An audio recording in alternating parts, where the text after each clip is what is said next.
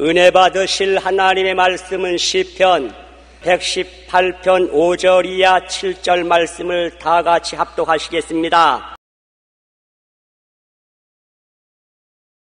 내가 고통 중에 야훼께 부르짖었더니 야훼께서 응답하시고 나를 넓은 곳에 세우셨도다. 야훼는 내 편이시라. 내가 두려워하지 아니하리니 사람이 내게 어찌할까. 야훼께서 내 편이 되사 나를 돕는 자들 중에 계시니 그러므로 나를 미워하는 자들에게 보응하시는 것을 내가 보리로다. 아멘.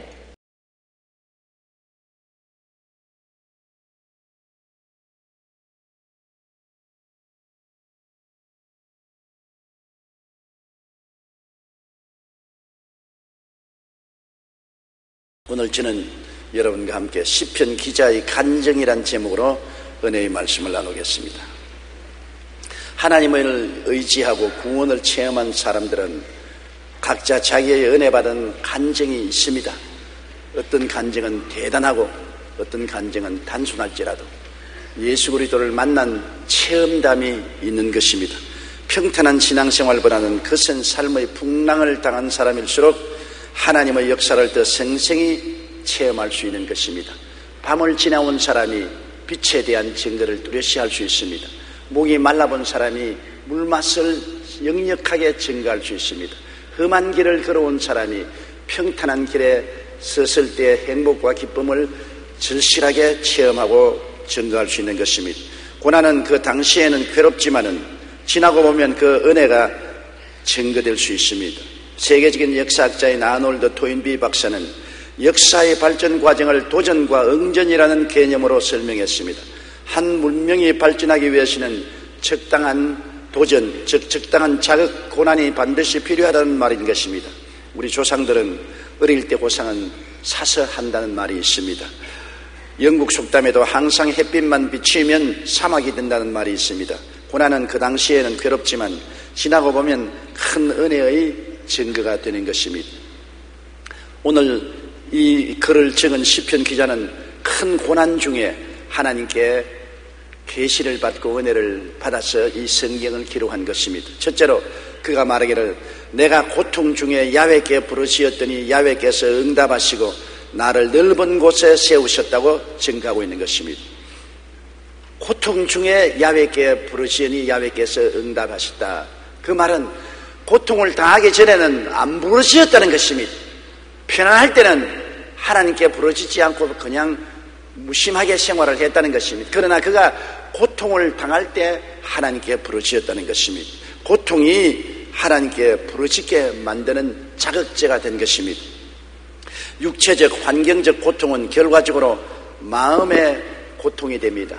사람은 마음을 가지고 있는 존재이기 때문에 모든 육체나 환경의 고통이 결국에는 마음의 쓴물을 마시게 되고 마음이 고통스럽게 되는 것입니다. 고통은 삶의 터전, 명예, 생명을 빼앗길 것이라는 마음의 불안과 공포로 나타납니다. 이 공포는 어떤 때는 마음의 지옥불같이 타오르기 시작하는 것입니다. 그 고통이 얼마나 그렇기에 고통 중에 하나님께 부르짖는다고 말한 것입니다. 그냥 소근소근 말한다고 말하지 않았습니다. 노래하는 듯 말한다고 말하지 않았습니다. 부르짖는다고 말했습니다. 부르짖는다는 것은 괴롭기 때문에 부르짖는 것입니다. 시편 31편 9절에 야훼여 내가 고통 중에 있사오니 내게 은혜를 베푸소서. 내가 근심 때문에 눈과 영혼과 몸이 쇠하였나이다. 보십시오. 고통이 다가오면 눈도 잘 안 보이고 영혼이 몸부림치고 몸이 쇠하게 됩니다. 옛날에 많이 슬퍼하면 눈이 어두워진다는 말이 있는 것입니다. 실제로 초상을 당해서 부모를 혹은 자식을 잃고 너무 많이 울다가 시력을 잃어버린 사람을 제가 본 적이 있습니다. 고통은 얼마나 심한지 눈의 시력을 잃기까지 하고 영혼을 쇠약하게 하고 몸을 쇠하게 만들어주는 것입니다. 그런데 이 고통에서 건져줄 자가 하나님밖에 없다는 것을 우리가 알게 될 때 야훼 하나님께 부르짖게 되는 것입니다. 하나님을 모르는 사람은 고통 중에 몸부림치다가 죽습니다. 그러나 하나님을 아는 사람은 고통 중에 몸부림칠 때 그 해답을 하나님이 가지고 계신 것을 알기 때문에 하나님을 간절히 찾게 되는 것입니다. 절망의 고통에서 건져주실 권세는 하나님이 갖고 계신다고 성경은 말하고 있습니다. 시편 40편 17절에 주는 나의 도움이시요 나를 건지시는 이시라고 했고, 베드로전서 5장 7절에 너희 염려를 다 주께 맡기라 이는 그가 너희를 돌보심이라고 말한 것입니다. 주기철 목사의 기도는 유명합니다. 주기철 목사님은 일제시대 신사참배한다는 이유로 여러 번 감옥에 갇혔고 결국에는 순교를 당하신 분이 것입니다. 한 번은 다시 잡혀갈 것을 예상하며 기도 제목을 말씀하시는데 그 중에는 이러한 내용이 있었습니다. 첫 번째, 나의 기도 제목은 죽음의 권세를 이기게 해달라는 것입니다. 죽음의 권세야말로 사탄의 최대 무기입니다. 그러나 우리 주 예수 그리스도는 죽음의 권세를 끊고 무덤에서 벌떡 일어나셨습니다. 나의 기도의 힘은 바로 여기에 있습니다. 주께서 죽음을 이기셨다면 나도 그분을 의지하여 얼마든지 죽음의 권세를 이길 수 있게 해주시옵소서. 일본 관원들이 스스리 풀에서 신사참배를 반대하는 사람을 가장 고민을 함으로 고통을 견디지 못하고 죽는 사람이 비일비재했습니다. 죽음의 고통을 이길 수 있도록 하나님이 힘을 달라고 말했습니다. 나의 힘으로는 죽음의 고통을 감당할 수 없으니 하나님의 힘이 나를 붙들어 주어서 죽음이 오더라도 견디게 해달라고 그런 기도했고, 두 번째 기도 제목은 끝까지 고난을 견딜 수 있게 해달라는 것입니다. 한순간 받는 고통은 쉽게 견딜 수 있지만 오랫도록 받는 고통은 정말 견딜 수가 없습니다. 그러나 나는 설사 그런 오랜 고통이 내려질지라도 끝까지 참을 수 있게 해달라고 기도하겠습니다. 왜냐하면 그렇지 않고서는 절대로 최후의 승리를 얻을 수가 없기 때문입니다. 주기철 목사님은 어떠한 권세 앞에서도 일사각오의 신앙으로 하나님을 의지하며 부르짖고 결국에는 순교를 당할 때까지라도 우상에 절하지 아니하고 신사참배를 거부했던 것입니다. 하나님의 도우심이 없이는 순교자가 될 수 없습니다. 우리 마음으로 어떻게 순교자가 될 수 있습니까? 우리 신학교 다닐 때 철없이 하나님이여 주를 위해서 순교하겠나이다 그런 기도 많이 했다고요. 나중에 알고 보니 철따구니 없어도 한이 없어요. 순교가 그렇게 쉽게 되는 것입니까? 죽임을 당하는 것인데 엄청난 고통과 괴로움이 다가오는데 주기철 목사님도 순교를 당하셨지만은 자기 힘으로 할 수가 없다고 말했습니다. 하나님 순교 당할 수 있는 힘을 주시고 장기간 고통을 겪을 수 있는 힘을 달라고 부르짖었고 하나님이 주기철 목사님에게는 그 힘을 주시던 것입니다. 육체적인 환경 고통은 결과적으로 마음에 말할 수 없는 괴로움이 되는 것입니다. 지옥의 고통을 마음에 가져오는 것입니다. 이것을 이길 수 있는 것은 예수 그리스도의 부활의 생명이 임하지 않고는 사람 힘으로는 안 되는 것입니다. 사람들은 고통 중에 목 졸린 짐승과 같이 부러지게 되는 것입니다. 짐승 목을 한번 졸여보십시오. 굉장한 고함을 치고 부둥대지 않습니까? 고통은 우리의 숨통을 조르는 것입니다. 그렇기 때문에 우리가 맹렬하게 부르짖습니다. 고난당하지 않은 사람은 남이 고통 중에 고함을 치고 눈물을 흘리고 몸부림치며 부러지는 것을 비난하고 손가락질하기가 쉽습니다. 그러나 본인이 고통을 당해보면 체면 같은 것 생각나지 않습니다. 사람들이 무엇을 하고 말하든 간 상관없습니다. 고통에서 빠져나오기 위해서는 하나님의 도움을 간절히 부르짖고 간구하게 되는 것입니다. 성경에는 하나님께 맹렬히 기도하라고 하는 예를 들어서 말씀하기를 밤중에 친구가 찾아왔는데 먹일 것이 없습니다. 친구들은 굶주려서 허덕입니다. 이웃집에는 먹을 것이 많습니다. 그래서 이웃집을 찾아가서 대문을 두들겼습니다. 여보시오, 밤중에 친구가 찾아왔으니 먹일 것이 없습니다. 떡 3덩이만 빌려주십시오. 그 집에서 주인이 큰 소리로 대답을 했습니다. 나와 내 자녀들이 이미 잠자리에 들어와서 자고 있는데 지금 떡을 달라면 어떻게 합니까? 내일 아침에 오세요. 지금은 일어나서 줄 수 없습니다. 그러나 친구가 굶주려 있는데 먹일 것이 없으니 다급해진 이 사람은 계속해서 떡이 있는 집 대문을 두들깁니다. 떡을 주시옵소서, 떡을 주시옵소서. 한동안 대답이 없습니다. 맹렬하게 계속적으로 떡을 달라고 부르짖으니까 대답이 왔습니다. 내가 당신이 친구이기 때문에 떡을 빌려주는 것이 아니라 당신이 시끄러워서 괴로워 잠을 잘 수 없기 때문에 떡을 빌려준다. 그리고 떡 3덩어리를 주었다고 말한 것입니다. 주님께서도 우리에게 말씀하기를 기도할 때 강청을 해라. 부드럽게 기도하라고 말하지 않았습니다. 사정을 하라고 말하지 않았습니다. 강청을 해라. 강한 욕구를 가지고 부르짖어라. 목 졸린 짐승과 같이 외치고 부르짖으라고 말한 것입니다. 또한 기도는 엄청난 인내를 가지고 부르짖어야 됩니다. 한 도시에 재판관이 있는데 불의를 당한 과부가 이 재판관에게 나와서 나의 억울한 사정을 해결해 달라고 했습니다. 이 재판관은 하나님도 두려워하지 않고 사람을 무시하는 사람인데 이 불쌍한 과부, 세상이 다 무시하고 멸시하는 여자의 부르짖음을 쉽게 들어주려고 하지 않았었습니다. 그러나 이 여자는 끝없는 인내를 가지고 봄, 여름, 가을, 겨울 할 것이 없이 계속 부르십니다. 꽃필 때 부러지는가 하면 여름, 한여름 뙤약빛 밑에서도 부러지고 쓸쓸한 가을 낙엽이 떨어질 때도 부러지고 눈이 올 때 눈을 머리에 맞으면서 부러졌습니다. 끊임없이 부러지니까 나중에 재판관이 내가 번거로워 견딜 수가 없어서 이 여자의 소원을 들어주겠다고 말한 것입니다. 주님께서는 이 재판관의 말한 것을 들으라고 말한 것입니다. 우리가 하나님께 기도할 때 떡을 구하러 온 사람처럼 맹렬하게 불의한 재판관에게 재판을 해달라고 부르짖는 과부처럼 끊임없는 인내를 가지고 기도하면 하나님께서 고난 중에서 우리를 건져주시겠다고 말씀하신 것입니다. 우리는 이와 같은 맹렬한 기도, 끊임없는 인내력을 가진 기도, 이런 기도가 굉장히 필요합니다. 좀 기도하다가 낙심해서 뒤로 물러가 버리고 맙니다. 뜨겁게 기도하지 않습니다. 줄기차게 기도하지 않습니다. 그래서 많은 우리의 문제들이 해결을 얻지 못하는 이유가 거기에 있는 것입니다. 시편 116편 3절로 4절에 사망의 줄이 나를 두르고 수월의 고통이 내게 이르므로 내가 환난과 슬픔을 만났을 때 내가 야훼의 이름으로 기도하기를 야훼여 주께 간구하오니 내 영혼을 건지소서 하였나이다. 이 시편 기자의 기도가 평탄한 기도였겠습니까? 그는 말하기를 사망의 줄이 나를 두르고 수월의 고통이 내게 이르므로 내가 환난과 슬픔을 만났다고 말한 것입니다.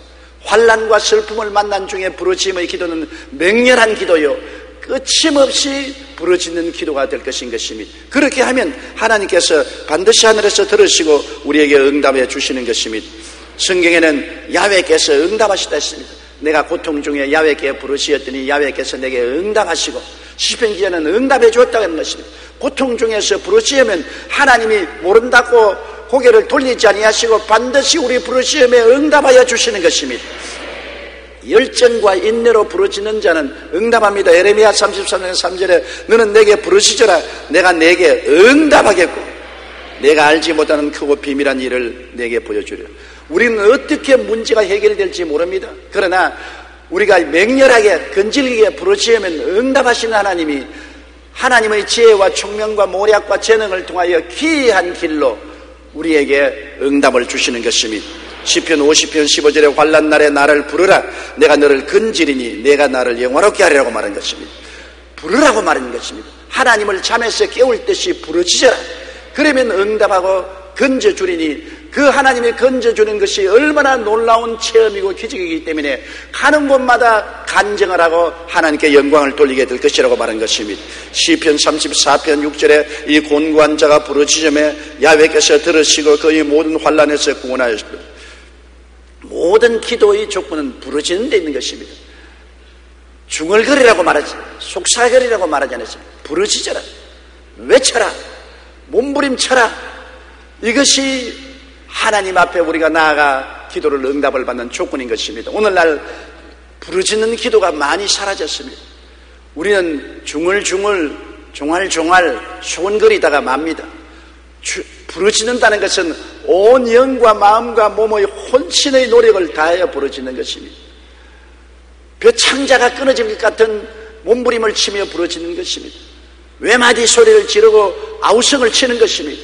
그러면 하나님께서 반드시 들으시는 것입니다. 뭐 하나님이 귀가 없냐, 뭐 왜 못 들으시겠느냐. 그러나 하늘나라 법칙은 부르짖는 것이 법칙인 것입니다. 하나님이 그렇게 하시라고 하는 건 우리가 그렇게 해야 될 것인 것입니다. 하나님은 우리에게 응답하시고 넓은 곳에 세워주시다 했습니다. 이 얼마나 놀라운 일인 것입니까? 좁은 곳에 갇혀 있을 때의 고통이 얼마나 괴롭습니까? 저는 세장에 갇힌 새를 즐거워하지 않습니다. 새들이 세장에 갇혀서 노래를 부르면 즐거워서 부르는 것 같지만 슬퍼서 부르는 것입니다. 좌절과 절망 속에서 부르는 것입니다. 사람들은 새를 세장에 가두어 놓고 관상물로서 보기 좋아하지만 자유롭게 하늘을 날아다녀야 될 새가 자유를 박탈당하고 세장에서 주인이 주는 물을 마시고 음식을 먹고 있은들 좋을 리가 무엇이 있겠습니까? 넓은 곳으로 풀어놓아 주는 것이 마땅한 것이 아니겠습니까? 우리 사람들이 세상에 갇힌 것처럼 고통과 슬픔과 좌절과 절망에 갇혀서 몸부림치며 부러질 때 하나님은 응답하셔서 고통의 문을 활짝 열어서 넓은 곳에 세워주시는 것입니다. 마음의 해방은 정말 중요하지요. 여러분 염려, 근심, 좌절, 절망에 처해서 마음이 캄캄할 때 하나님이 오셔서 마음의 고통의 감옥에서 해방시켜 주시고 마음의 평안과 즐거움이 넘쳐날 때 얼마나 행복합니까? 행복의 근원이 어디 있습니까? 좋은 음식 먹는 것이 행복하지 않습니다. 좋은 옷 입는 것, 좋은 집에서 사는 것 행복하지 않습니다. 마음의 평안이 있어야 행복한 것입니다. 마음의 평안을 보통으로 생각하지 마십시오. 그냥 마음의 평안한 것이 그냥 보통 것이라고 생각하지 마십시오. 굉장한 선물입니다. 이 지구상에는 매일매일 불안과 초조와 절망에 사는 사람들이 끊임없이 있습니다. 그런데 우리는 마음이 편안하고 평안한 마음으로 아침에 일어나고 평안한 마음으로 하루에 살고 잠자리에 평안하게 들어갈 수 있다는 것은 넘치는 행복의 조건인 것입니다. 마음의 평안 그 자체가 행복인 것입니다. 불안과 공포로 숨막힌 마음의 평안으로 마음이 넓어지면 얼마나 흡족하고 좋습니까? 시편 29편 11절에 야훼께서 자기 백성에게 힘을 주시며 야훼께서 자기 백성에게 평강의 복을 주신다. 마음의 평안은 하나님이 주시는 복인 것입니다. 아침에 일찍 일어나고 저녁에 늦게 누우며 수고의 떡을 먹으며 헛되도다 하나님은 자기를 사랑하는 자에게 잠을 주신다고 말씀한 것입니다. 잠이란 평안을 말하는 것입니다. 평안은 하나님이 주시는 거대한 선물인 것입니다. 하나님께 우리가 간구하면 하나님은 환경에 응답을 주시기 전에 마음의 평안부터 먼저 주시는 것입니다. 환경의 문제가 해결되기 전에 마음의 문제를 먼저 해결하시고 마음의 평안을 주시고 기쁨을 주시고 소망을 주시고 마음이 확 트여지면 환경도 확 트여지고 마는 것입니다. 요한복음 16장 33절에 세상에서 너희가 환난을 당하나 담대하라 내가 세상을 이겼다고 말한 것입니다. 환경의 절망에서 소망의 넓은 것을 허락하시는 것도 마음의 평안으로 넓어지고 난 다음 환경이 좁아진 데서 넓어지고 환경의 감옥에서 해방되는 것입니다.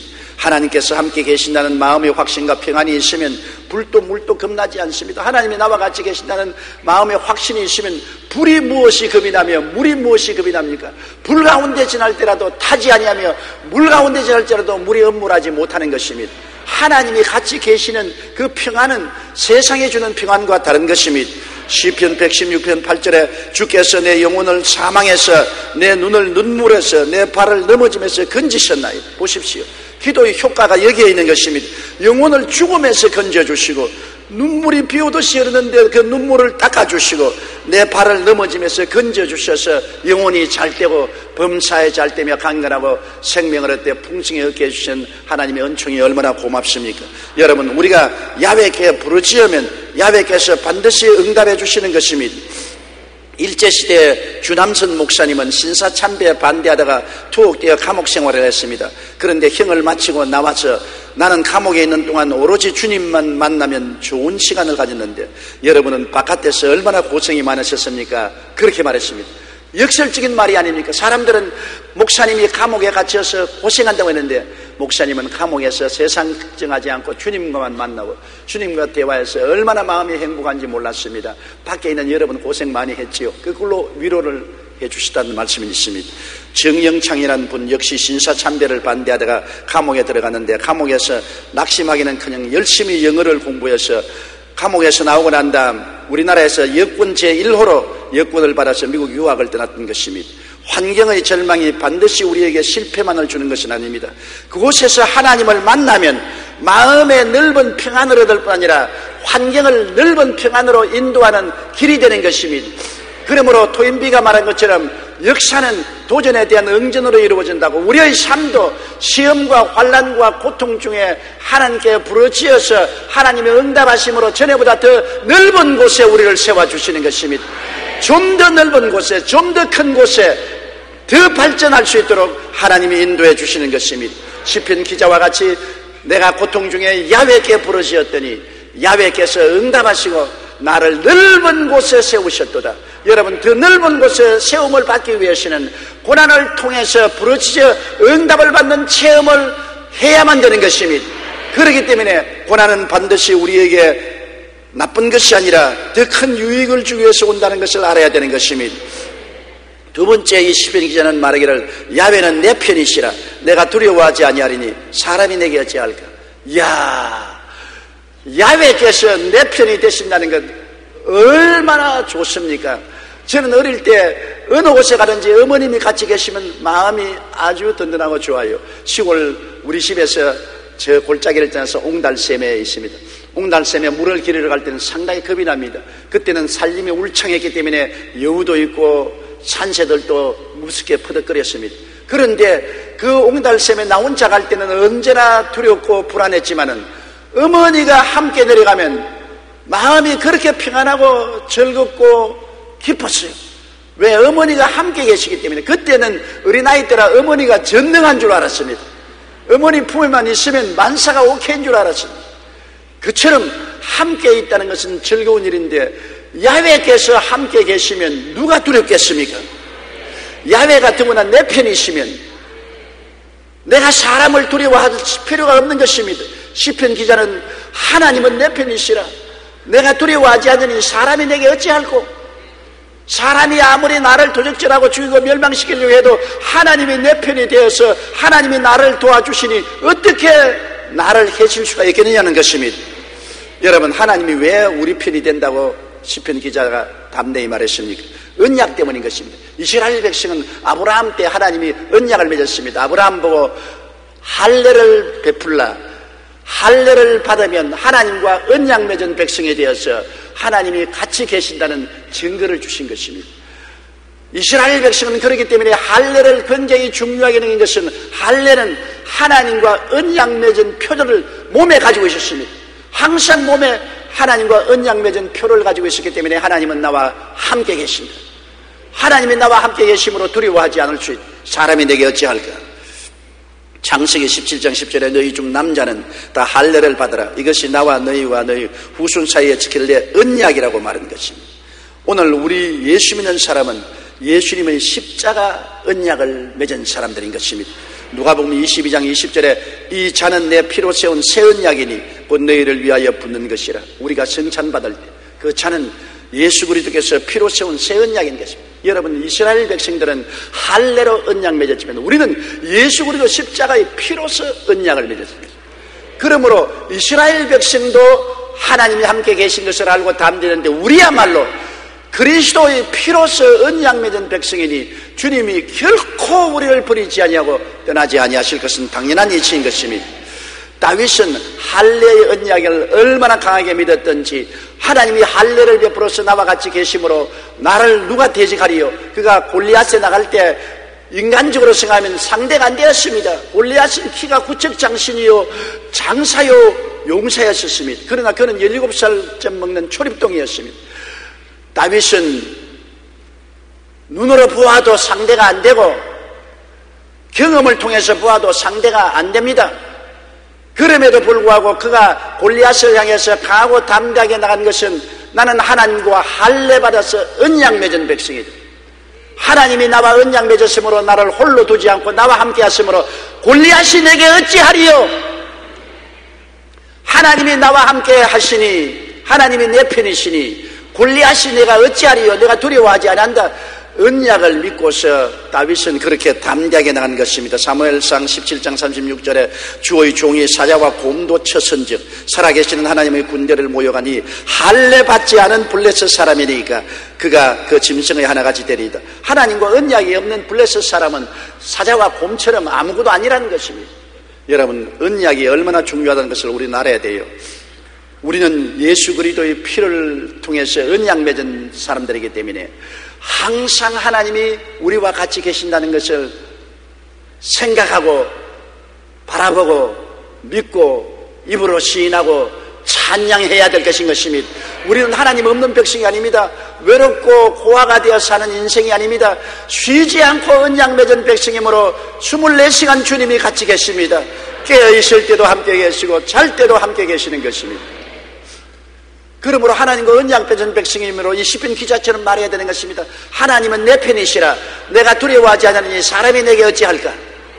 한번 따라 말씀하세요. 하나님은 내 편이시라.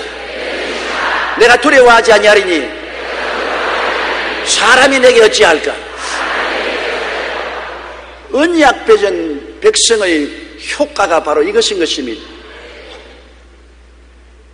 양피 가지고 올 빼은 할례의 언약을 맺은 이스라엘 백성도 그 언약을 믿고 나가는 사람은 하나님이 같이 했는데, 하물며 그 아들 예수 그리스도의 십자가의 보배로운 피를 믿음으로 언약을 맺은 우리들이 하나님을 의지하고 다 강하고 담대하게 나가지 못한다면 수치스러운 일인 것입니다.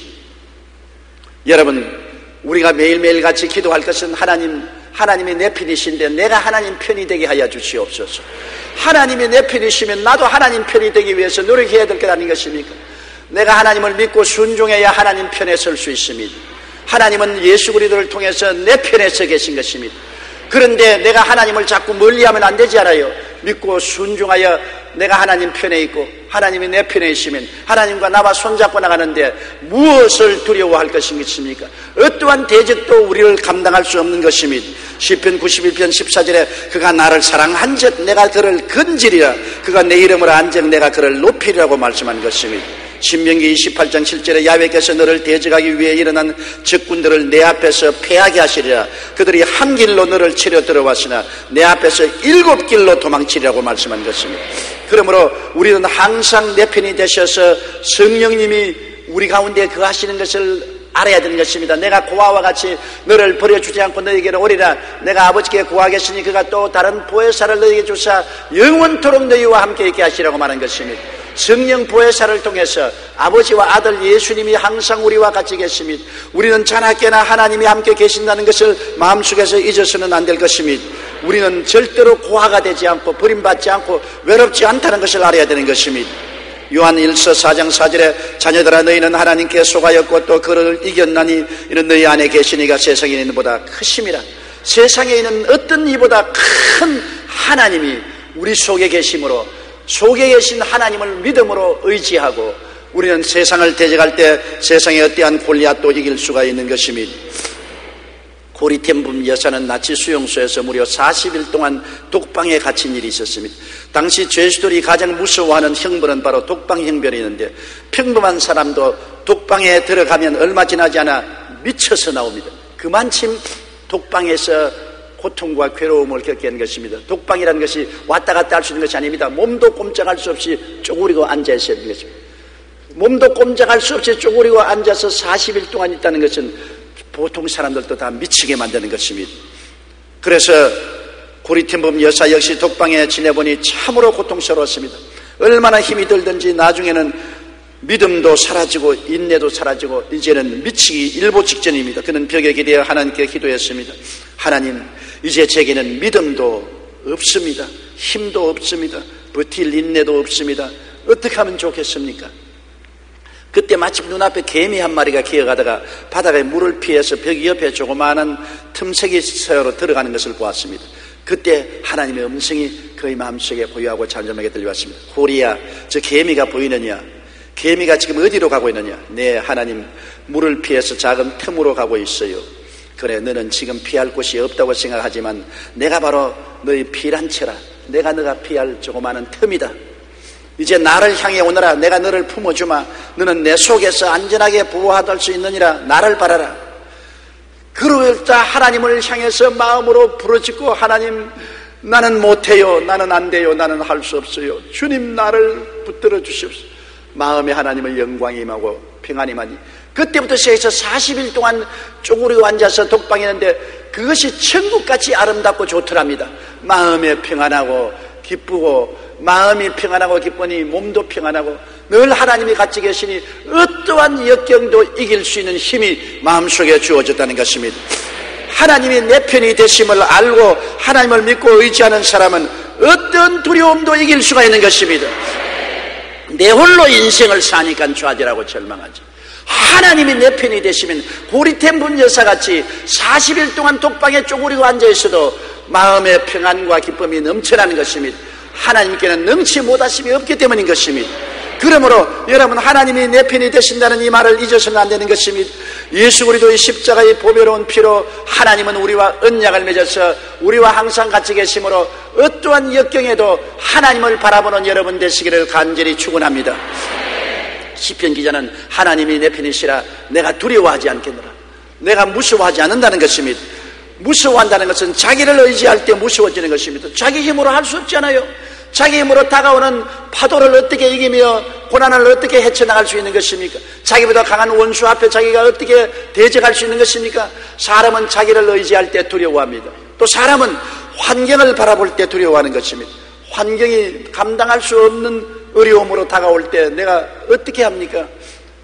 가정의 슬픔이 견딜 수 없는 환경으로 다가올 때, 사업이 무너질 때, 직장을 잃었을 때, 사람들에게 버림당할 때, 환경에 내가 감당할 수 없는 서름이 다가올 때 그것을 어떻게 내가 견뎌낼 수 있는 것입니까? 그것을 견디기 위해서는 내가 하나님을 바라보아야 두려워하지 않게 되는 것입니다. 시편 27편 1절 2절에 야훼는 나의 빛이요 나의 구원이시니 내가 누구를 두려워하리요? 야훼는 내 생명의 능력이시니 내가 누구를 무서워하리요? 악인들이 내 살을 먹으려고 내게로 왔으나 나의 대적들 나의 원수들인 그들은 실족하여 넘어졌도다. 시편 기자는 야훼께서 내 편이시라 내가 두려워하니 하리라. 하나님이 마음 중심을 점령하면 두려움이 사라지는 것입니다. 내 마음 중심에 내가 들어있거나 환경이 들어와 있으면 두려워 떨게 되는 것입니다. 하늘과 땅과 세계와 그 가운데 모든 것을 지으신 하나님이 내 중심을 점령하고 있으면 두려움이 없습니다. 하나님이 내 중심에 계시면 나는 항상 하나님을 바라보고 하나님을 감사하고 예배하고 찬송하며 살 것입니다. 우리가 지음받은 이유가 어디 있습니까? 잘 먹고 잘 입고 잘 살라고 이 세상에 지음받은 것이 아니지 않아요. 하나님이 우리를 지으신 목적은 하나님을 찬미하기 위해서 지으신 것입니다. 하나님이 중심에 계시면 하나님을 찬미하게 돼요. 돈이 마음속 중심에 있으면 돈 하지요. 지위와 권세가 중심에 있으면 지위 권세 하지요. 쾌락이 마음 중심에 있으면 쾌락 하지요.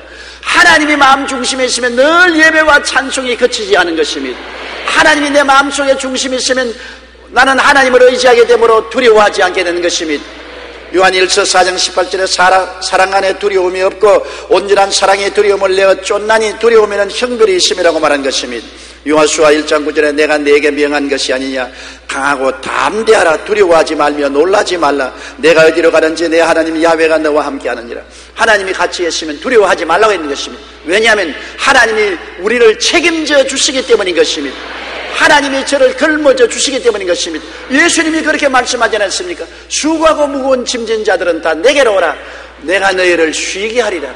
주님이 짐을 대신 짊어져 주시기 때문에 우리를 쉬게 하겠다는 것입니다. 하나님이 마음 중심을 점령하면 두려움은 사라지는 것입니다. 신학자 벵겔은 이렇게 말했습니다. 하나님을 두려워하는 사람은 하나님 이외의 것에 대해서는 아무것도 두려워하지 않는다. 그러나 하나님을 두려워하지 않는 사람은 하나님 외의 모든 것을 두려워한다. 하나님 대신 자기를 의지하는지 환경을 의지하는 사람은 두려워하게 되죠. 하나님이 중심에 계시고 하나님을 의지하는 사람은 아무것도 두려워하지 않게 되는 것입니다.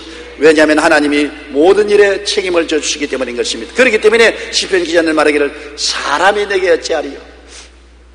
하나님께서 내 편이 되사 나와 함께 계시면 내가 두려워하지 않으면 사람이 내게 어찌하리요? 우리가 이 세상에 살면서 환경도 두렵지만 가장 두려운 존재가 사람인 것입니다. 우리 할머님께서 제가 어릴 때 저보고 늘 말씀하기를 이 세상에서 가장 무서운 동물이 머리 검은 동물이라 그렇게 말했습니다. 난 그 말이 무슨 말인지 몰랐습니다. 머리 검은 동물이 왜 무섭냐?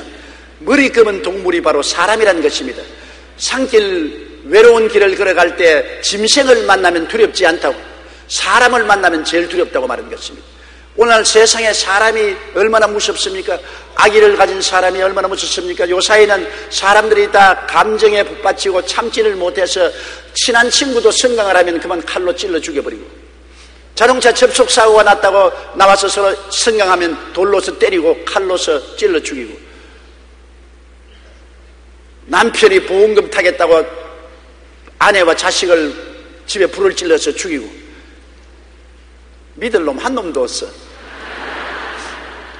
정말 이 세상에 하나님 이외에 믿을 곳이 없이요. 이제 세상에 그렇게 된 것입니다. 남편을 믿겠습니까? 아내를 믿겠습니까? 부모를 믿어요? 자식을 믿어요? 친구를 믿어요? 이웃을 믿어요? 이제 사람의 말은 신실할 수가 없습니다. 말을 아무리 약속해도 약속을 깨먹어 버리니까. 그러나 하나님을 믿으면 하나님은 흔들리지 않고 변하지 않기 때문에 하나님을 믿으면 우리가 두려워하지 않을 것입니다. 환경도 사람도 내게 어찌하리요? 하나님이 내 편이시면 세상이 나를 어찌하리요?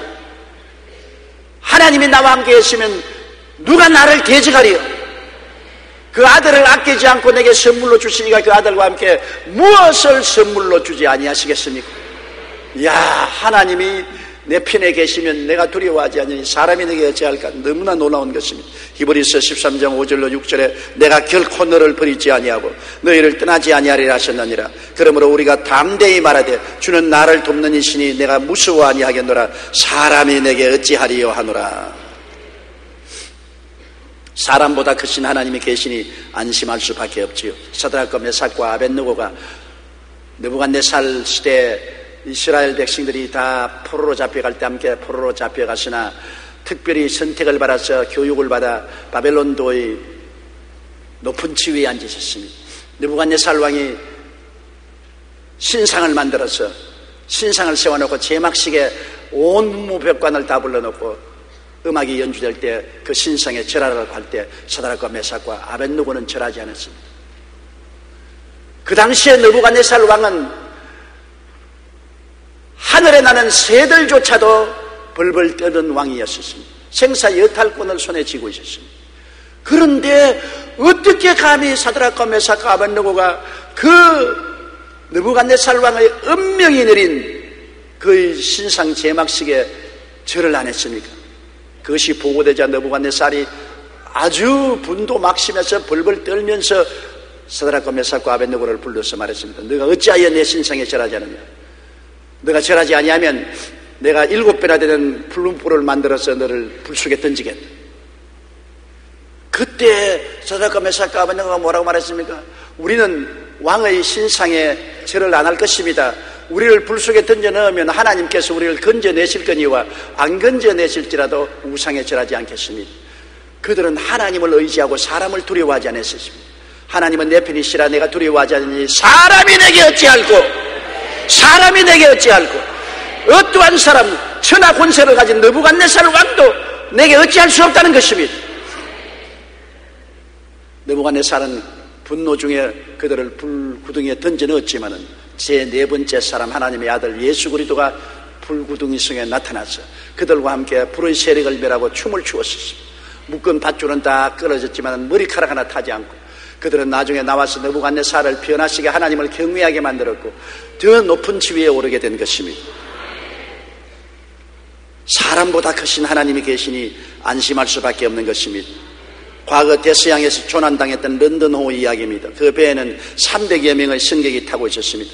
그런데 폭풍에 밀려 암초에 부딪혀 선창이 파괴되고 그곳에 물이 들어오자 아비규환은 생지옥이 되었습니다. 사람들마다 먼저 나가려고 밀고 땡기고 짓밟히고 서로 구원선에 타려고 애를 써서 있는 배가 기울어지고 구원선도 다 물에 빠질 위험에 처했습니다. 사람들은 불안과 공포에서 정신을 잃어버렸었습니다. 파도를 보고 물을 보고 두려워했었습니다. 그런데 배 밑바닥의 3등 선실 한 구석에서 웬 노래소리가 들렸습니다. 그 소리는 가느다란 소리였지만 힘이 있었습니다. 사람들은 소리가 나는 곳을 보았습니다. 한 소녀가 찬송가 439장을 부르고 있었습니다. 어른들이 모두 다 서로 살겠다고 아비규환의 생지옥이 되었는데도 불구하고 이 어린 소녀는 소리를 높여 이 찬송을 불렀습니다. 이 찬송가 소리가 모든 사람의 마음속에 놀라운 하나님의 임재를 가져와서 순식간에 모든 사람들이 찬송을 따라 부르기 시작하자 마음의 평안이 다가와서 맑은 정신을 가지고 질서를 지키니까 있는 배도 가라앉지 아니하고 보드도 편안해서 다 옮겨 타고 또 다른 배가 구출하러 오는 데를 기다리고 있어서 다 구원을 받았습니다. 한 소녀가 하나님을 바라보고 부른 찬송이 300명의 생명을 살린 기록이 있는 것입니다. 사람이 놀라고 당황하고 두려워하면 제풀에 죽습니다. 하나님을 의지하고 평안을 가지면 어떠한 일에도 살아날 수가 있는 것입니다. 사람이 어려울수록 마음의 평안을 잊지 말아야 되는 것입니다. 불안하고 두려워하면 사람은 멸망할 수밖에 없는 것입니다. 셋째로 이 시편 기자는 말하기를 야훼께서 내 편이 되사 나를 돕는 자들 중에 계시니 그러므로 나를 미워하는 자들에게 보응하시는 것을 내가 보리로다. 야훼께서 내 편이 되사 나를 돕는 자 중에 거하시니 그러므로 나를 미워하는 자들에게 보응하시는 것을 보리로다. 하나님은 주의 백성을 미워하는 자를 언제고 보응하시는 것입니다. 하나님의 백성을 하나님은 사자와 이리에 던져 넣어서 밥이 되게 만들지 아니하는 것입니다. 그렇기 때문에 시편 기자는 말하기를 하나님이 나를 돕는 자 중에 계시고 나를 미워하는 자를 보응하시는 것을 볼 것이다. 물론 하나님께서 우리 주의 백성들에게 대적한다고 즉시 보응하지는 않습니다.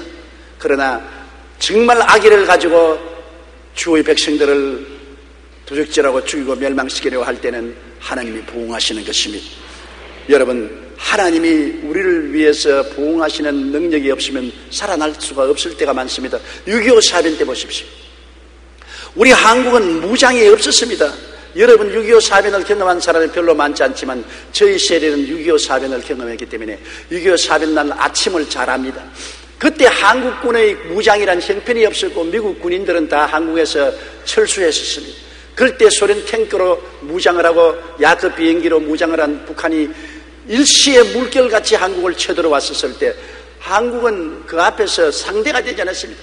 파죽지세로 이정부를 통해 서울을 점령하고 낙동강까지 내려간 것입니다. 그대로 내버려 두었으면 여러분 지금 다 우리는 김정일 장군 수하가 되고 말았을 것입니다. 그뿐입니까? 온 세계를 향해서 김미 주인감을 기쁨이 씹던 것도 좋다고 말한 것처럼 불쌍한 거지들이 되고 말았을 것입니다. 어떻게 6.25를 통해서 우리가 죽지 않고 살아났었습니까? 시편 56편 9절에 내가 아뢰는 날에 내 원수들이 물러가리니 이것으로 하나님이 내 편이심을 내가 아느니라. 하나님이 우리 한국 편인 것을 우리가 알아야 돼요. 하나님이 우리 편인 것을 너무나 모르고 있습니다. 왜냐하면 1950년 6월 25일 오후 2시에 미국 트루만 대통령은 북한의 남침 소식을 듣고 이 문제를 유엔 안보리에 회부했습니다. 뉴욕의 유엔 본부에서 안보리의 회의가 소집되었습니다. 당시 상임 이사국은 미국, 중국, 소련, 프랑스, 영국 총 5개국으로 이 중에 한 나라만 반대해도 유엔군을 파견할 수 없습니다. 그랬다면 한국은 적화되고 말았을 것입니다. 유엔 안보리는 전원 일치해야 결정을 내릴 수 있는 기구인 것입니다. 그런데 소련이 그 회원국이 있으면 그때 중국은 자유중국이기 때문에 괜찮았고 소련이 회원을 했는데 소련이 군대 파견을 동의할 수가 없습니다. 만일 소련이 반대했더라면 우리나라는 지상에 지금 남아있지 않습니다. 하나님의 은혜가 개입을 한 것입니다. 스스로 푸른 소련 스탈린이 개입을 안 할 택이 없었습니다. 왜냐하면 북한이 우리나라를 침공한 것은 소련이 사주를 해서 침공해 왔는데요. 소련이 김일성이 보고 가라 좋다 탱크도 대주고 비행기도 대줄 거니 가라고 했는데 그 소련이 안보리에서 거부해버리면 미국과 유엔군은 참전하지 못하고 우리는 북한의 공산주의 수하에 들어가고 말았을 것입니다.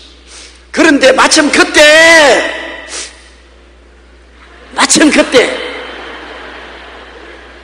바로 6월 25일 바로 그때 그 한 주일에 스탈린이 휴가를 떠났었습니다. 그는 휴가를 떠나면서 뭐라고 말했냐면 일절 내게 전화도 하지 말고 나는 주말 휴가를 떠나기 때문에 귀찮은 전화는 원치 않는다. 어느 놈도 전화만 하면 가만 안 두겠다 그랬습니다. 이게 하나님의 기적입니다. 스탈린이 꼭 6월 25일 그 주간에 휴가를 떠났습니다. 보통 휴가를 떠나더라도 급한 일이 있거든 내게 연락하라고 할 것인데 이번에는 스탈린이 가면서 엄명을 내렸습니다. 어떤 일이 있어도 내게 전화하지 마라. 전화하는 놈은 가만 안 두겠다.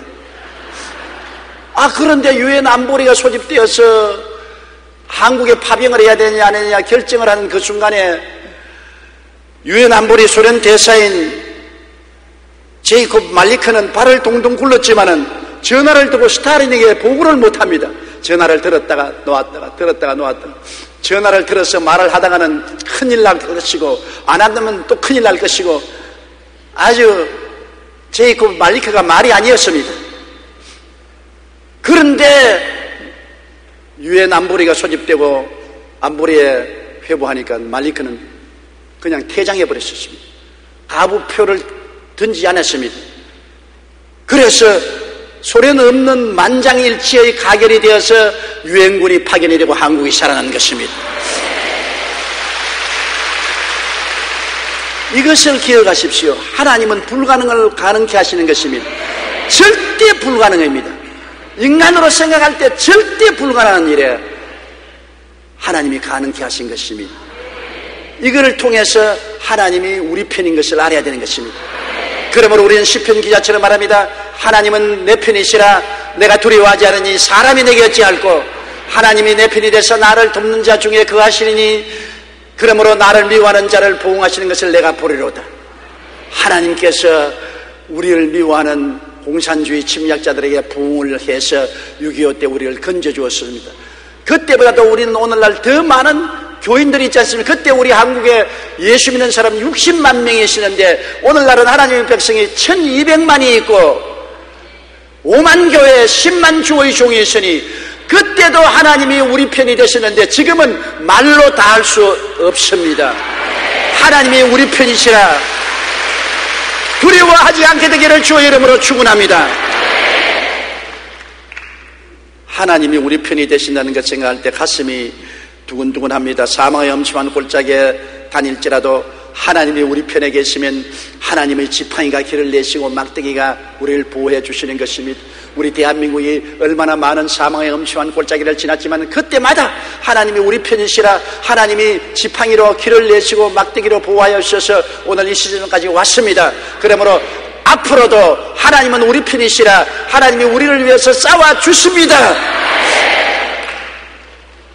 시편 37편 39절로 40절에 그는 환난 때 그들의 요새이시로다. 야훼께서 그들을 도와 건지시되 악인들에게서 건져 구원하시면 그를 의지한 까닭이라고 말한 것입니다. 시편 127편 1절에 야훼께서 성을 지키지 아니하시면 파수꾼의 경성함이 허사로다. 하나님이 성을 지키시고 하나님이 집을 지어주셔야 효과가 있지 인간의 힘으로는 아무것도 할 수가 없는 것입니다. 우리 하나님은 우리의 니시가 되시는 것입니다. 우리의 승리의 깃발입니다. 이스라엘이 르비빈에서 아말렉의 공격을 당했을 때 정말 난처했습니다. 그들은 애굽에서 나와서 너저리한 백성들이 무장도 못하고 헐벗고 굶주리고 있는데 아말렉이 잘 무장한 군대를 가지고 공격해 왔으니 전멸당할 수밖에 없습니다. 그때 여호수아가 전쟁하러 나왔으나 무기가 부실했으므로 백전백패했습니다. 그때 모세와 아론이 언덕에 올라가서 기도했습니다. 하나님께 의지했습니다. 하나님께서 나타나심에 불실한 무기를 가지고도 나아가서 싸워 아말렉을 여호수아가 멸할 수가 있는 것은 하나님이 여호수아와 함께 해주셨기 때문인 것입니다. 전쟁을 이기고 지는 것은 무기가 많고 적은 것이 있지 않습니다.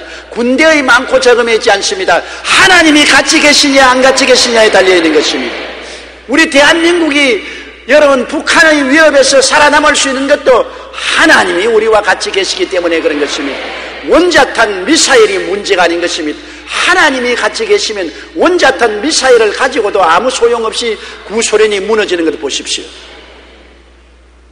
시편 53편 4편 7절에 참으로 주께서는 모든 환난에서 나를 건지시고 내 원수가 보응받는 것을 내 눈이 똑똑히 보게 하셨다고 말씀한 것입니다.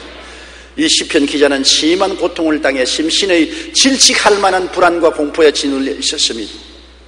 그런 사망의 골짜기에서 야훼 하나님께 부르시었더니 하나님께서 응답하사 심신의 평안과 해방을 주셨습니다.